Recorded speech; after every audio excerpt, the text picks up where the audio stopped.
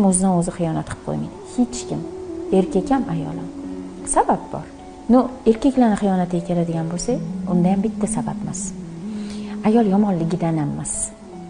Ayol o'ziga qaramaganidan emas. Agar bu fakt bo'lganda, o'ziga qaramaydigan ayollar qancha? Lekin erlari xiyonat qilmaydi. O'ziga qaraydigan ayollar qancha? Lekin erlari xiyonat qiladi. Bu ham fakt emas.